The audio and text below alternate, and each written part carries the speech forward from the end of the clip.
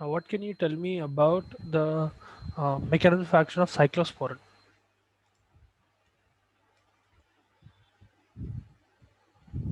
How does it work?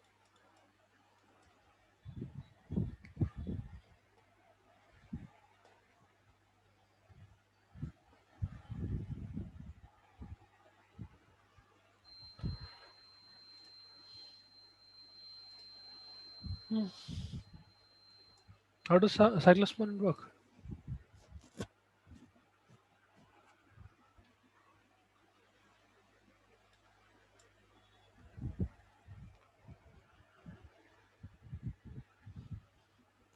Binds to cephalofin.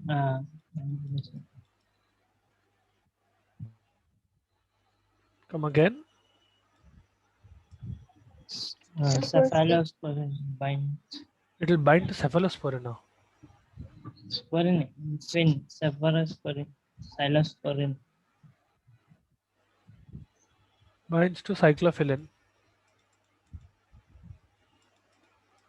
Okay.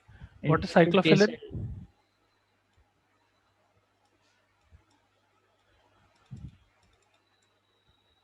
It bind to cyclophilin. What is cyclophilin?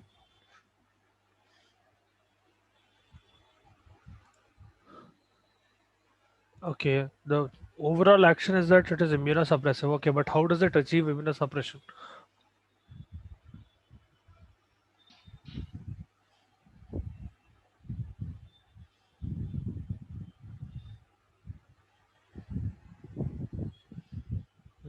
Class के बाद पढ़ रहे नहीं मतलब.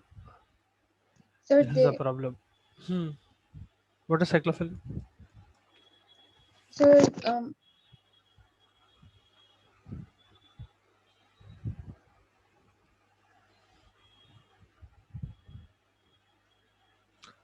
What is cyclophilin? अच्छा ठीक है. What is the next step? After binding to cyclophilin, what happens?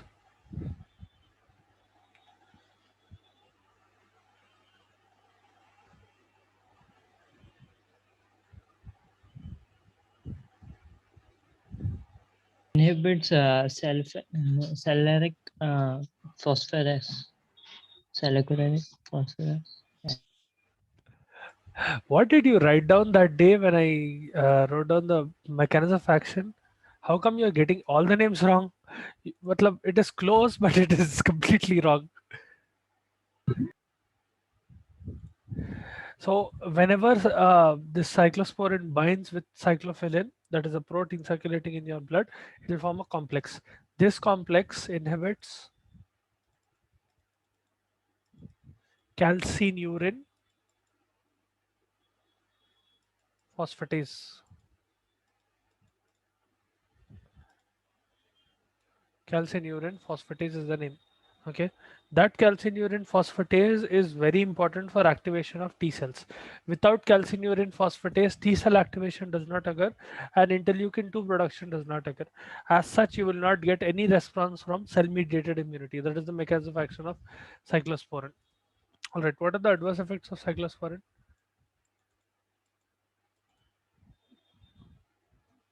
There are a lot of side effects, right?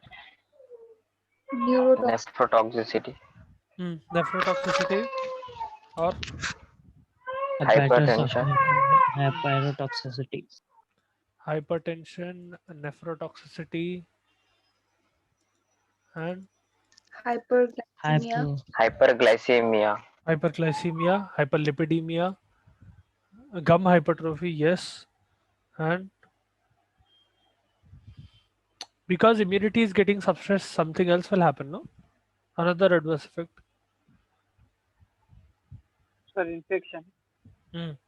Increased susceptibility to infection as well as hirsutism. All of these will occur. Where do you use cyclosporin?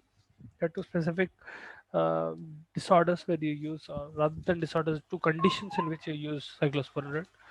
What are those? graft Organ reduction, transplantation. Organ graft reduction, transplantation or graft rejection reaction, yes, and autoimmune disorders. autoimmune disorders like rheumatoid arthritis, psoriasis, and all of them. All right. Okay. Clearly, you guys haven't read. I would suggest that read even a pharmacology once. I'll ask you again in the next class. वो आधा आधा याद है आधा याद नहीं है कौन से की नाम ले रहे हैं. All right. Now today we'll start off with cancer chemotherapy.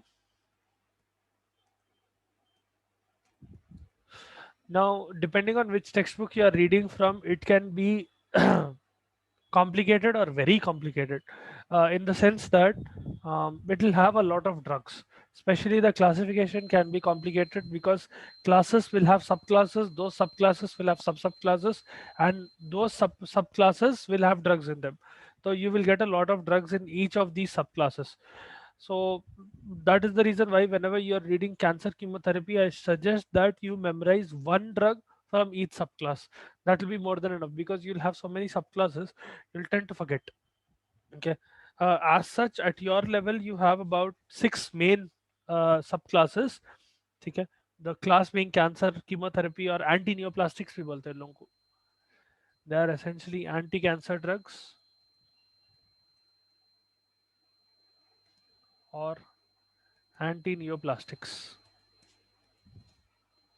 Okay. All of them refer to the same thing. Whenever you find a question stating describe anti-neoplastic, it means these cancer drugs. Now, as you already know, cancer cells are uncontrollably proliferative cells, which will be very invasive and they will metastasize. And because they are your own cells, whenever you are giving anti-cancer therapy, it has the potential of damaging not just cancer cells but your own cell. That is why the side effects that occur with anti neoplastics will be very severe because those drugs will not differentiate between cancer tissue and your tissue. It will damage everything. Okay, that is why the side effects are also very severe. And immune cells will not work on cancer cells. Now, as such, whenever you have an infection, you know that if there is a bacteria in one particular cell, your immune cells, T cells or B cells, they will start acting on that cell. But the problem here is that cancer cell is essentially uncontrolled growth of your own normal cell.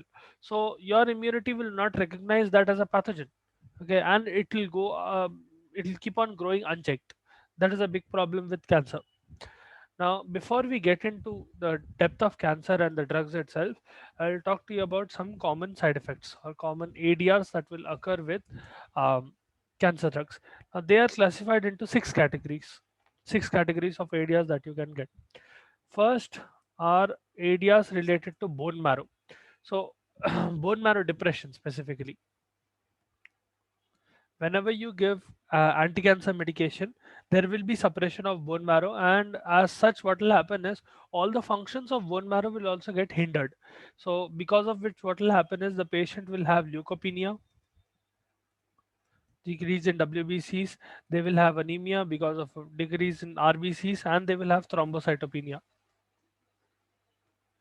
decrease in the production of platelets. So all the functions of your bone marrow are getting severely suppressed. Along with that, um, especially at higher doses, aplastic anemia.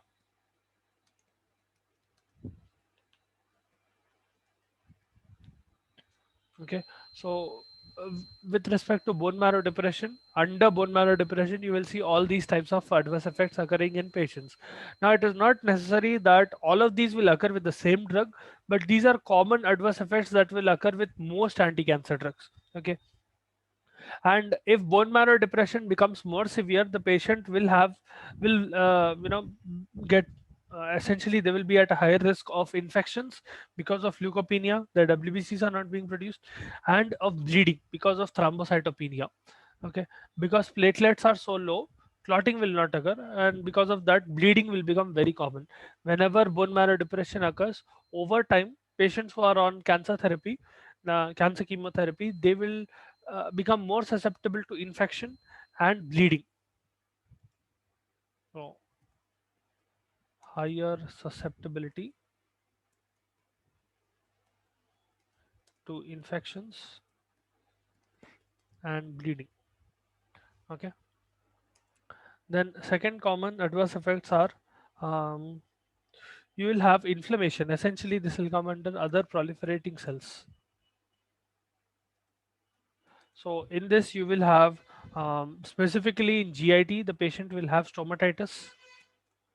Some patients will have esophagitis. Okay. Some patients will have alopecia, patchy baldness. In certain patients, decreased spermatogenesis, and sometimes amenorrhea. Amenorrhea.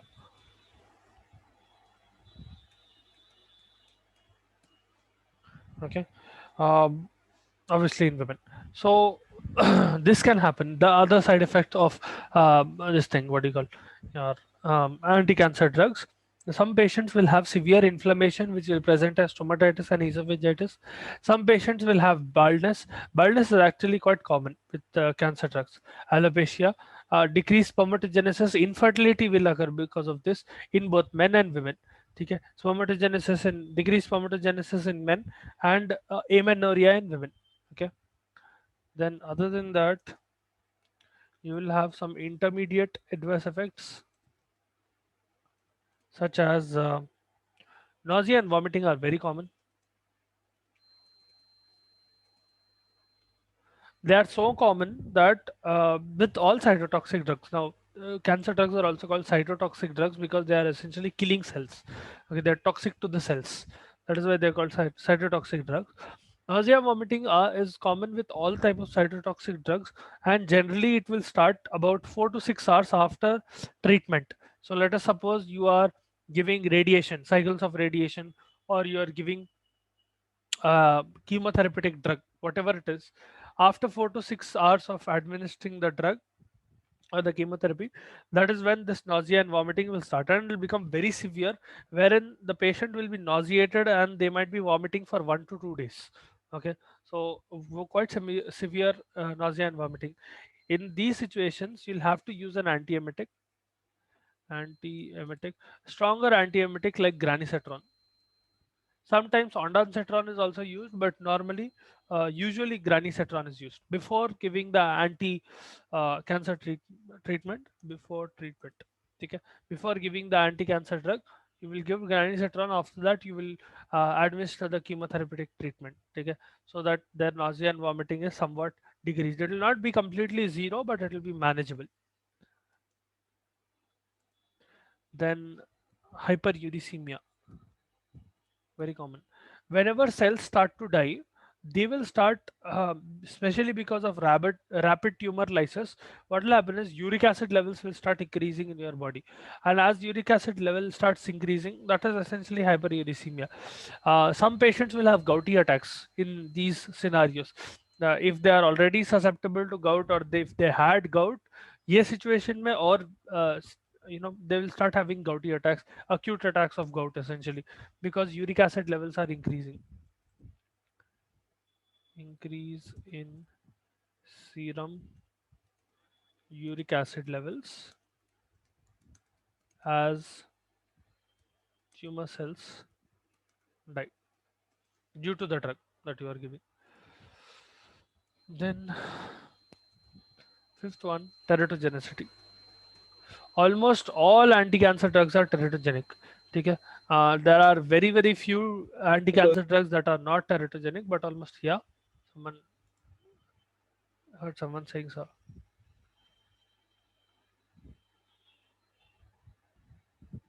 Okay, if you have a doubt, please feel free to ask. You can stop me anytime. I thought someone actually asked something. They put it in the chat as well. Okay, so as I was telling, almost all anti-cancer drugs are teratogenic. They will kill the baby, and they can cause deformation in the baby, even if they are not in the fetus, essentially, even if they are not causing death of the fetus. Sixth will be carcinogenicity. Now, this is kind of ironic, but cytotoxic drugs themselves have the capability of causing cancer. Anti-cancer drugs, they themselves have the capability of causing cancer. Especially, let's suppose someone has Hodgkin's lymphoma. Okay, Hodgkin's lymphoma is a specific type of lymph cancer. So, in Hodgkin's lymphoma, whenever you are treating Hodgkin's lymphoma, After a few years, there is a possibility that the patient will develop blood cancer, leukemia. Okay. With the treatment of Hodgkin's lymphoma, a secondary cancer will develop, which is leukemia. There are other drugs as well. Certain cytotoxic drugs will cause other secondary cancers. Okay. Later on, or maybe during the time of treatment itself, you will start seeing a few symptoms of the secondary cancer. More often than not, what happens is you will see them after years together.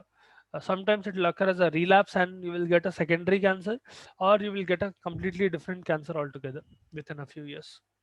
It can be within a few months as well. It's actually hard to predict. So these are the 6 common adverse effects that will occur with any anti-zygotic or anti-neoplastic drug. Sorry. Now coming to, I'm not going to discuss the classification of this thing anti-neoplastic drugs because it is very big and you'll start to get confused. We'll just go drug by drug, okay? Because there are 6 main classes for you in anti-neoplastics, and some of them will have 3 subclasses under them. Some of them will have 5 subclasses under them, ऐसा and depending on textbooks, it will vary a little bit, but the drug essentially will remain the same. The subclass and the drug will remain the same. How it is being placed might change, depends on how they are classifying in the textbook.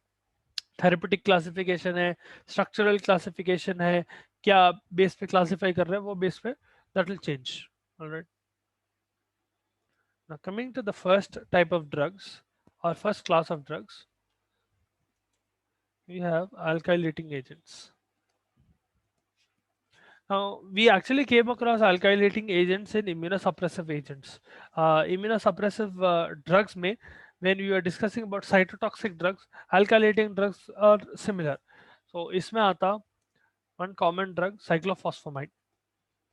We discussed cyclophosphamide in that as well. Even though we did not discuss, this was there in that. I think cytotoxic drugs may we discussed methotrexate or azathioprine. I don't remember exactly, but we discussed one of them, or leflunomide. Anyway, cyclophosphamide आता, there is cisplatin. If phosphomide is included, mephalan is included, and chlorambucil. Now, alkylating agents themselves will be only one class. It will not include much more subclasses. So, in this scenario, I would suggest you remember at least 2 or 3 drugs, and there are more drugs. Depending on what textbook you are using, they'll include more drugs. But memorize 2 or 3 drugs and memorize the description of at least one drug. I would suggest you go with cyclophosphamide, but it is up to you. You can also memorize cisplatin. Okay? Description of at least 1 or 2 drugs, names of 3 or 4 drugs. Now, alkylating agents will exert a cytotoxic effect. They will have an immunosuppressant effect. Essentially, what will they do is they will be very similar to radiotherapy. Okay, they're not exactly radiotherapy, but they are called radiomimetic. They will mimic the effect of radiotherapy. Okay, they will be essentially cytotoxic and immunosuppressive. Mechanism of action of all alkylating agents will be very similar. So if we talk about the mechanism of action, we'll talk with cyclophosphamide in reference, or any alkylating agent. They will have pretty much the same way of working. Now, these drugs, as they enter into your body, they will turn into highly reactive derivatives. So drugs enter the body and turn into highly reactive derivatives. So imagine these derivatives as superoxide species. When you're discussing about inflammation, especially during injury, or I'm sure you must have come across a term called superoxides. These superoxides are byproducts of metabolism in your own body. They are produced normally, and these superoxides, if they are not controlled in time, they have the potential of damaging cells. That is why you use antioxidants. Okay, food contains antioxidants, which will be able to counter these superoxide species. Now, as superoxides are highly reactive, these alkylating agents will also be highly reactive. They will enter your body and they will turn into derivatives, or they will turn into metabolites which are highly reactive. These reactive metabolites will start transferring methyl groups or alkyl groups specifically. These metabolites transfer or reactive derivatives transfer alkyl group. So it can be different types of alkyl group. Here I'm using methyl. It can be ethyl, propyl, whatever it is. Okay. CH,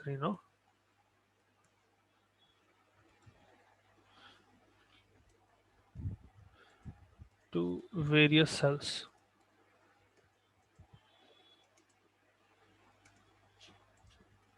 Okay. Now here comes the catch. Because it is going and binding to cells, obviously there will be some affinity to, you will make the drug in such a way that it has affinity towards excessively dividing cells. But the problem here is that even normal cells will get targeted by these mechanisms. That is why you will get so many side effects. Now यहाँ पर आप क्या कर रहे हैं, आप एक drug दे रहे patient की body में, that drug is turning into a very reactive derivative which is transferring alkyl groups to whoever he sees in front of it. Now that drug will not be able to differentiate between a normal cell and a cancerous cell. Sure, it will have more affinity towards cells which have more dividing potential. Hence, you can tell that it is going to target mostly cancer cells. At least that is your hope, ideally. But the problem is that you can not guarantee it will specifically only target cancer cells. It will start targeting your normal cells at one point as well. Okay. That is why adverse effects are very, very severe. It is not just killing cancer cells, it is killing your own cells as well. Now, as a result, what will happen is two things will happen. First one is that it will start alkylating cell organelles. Alkylates.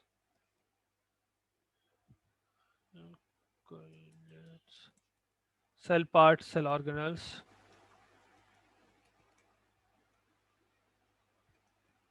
Okay, that's the first thing it will do. Second thing it will do is it will break DNA strand, or it will alkylate DNA, because of which alkylates DNA, causing breakage of DNA strand. Okay, so essentially this alkyl group, whatever alkyl group you choose, that alkyl group is essentially going and attaching to different cell organelles. It is also penetrating into the cell, and it is obviously cell organelles ko karna pata, it is penetrating into the cell. It will also penetrate into the nucleus and it will start alkylating DNA. And as it starts alkylating DNA, it will change the structure of DNA, and what will happen is eventually the DNA strand which you have, the spiral that you have, double-stranded DNA, that will start breaking at different locations. As a result, what will happen is metabolic reactions will not occur. Proteins are not being formed. Certain let's suppose your mitochondria is getting alkylated, your DNA is getting alkylated, proteins is not being formed. Essentially, what will happen is metabolic reactions are disrupted. Okay. For normal functioning of your organelles, or for normal metabolism of your cells, wherever normal metabolic reactions are supposed to occur, you need to have these. Oh dear. Okay. Guys, I'm having a power cut. Hold on.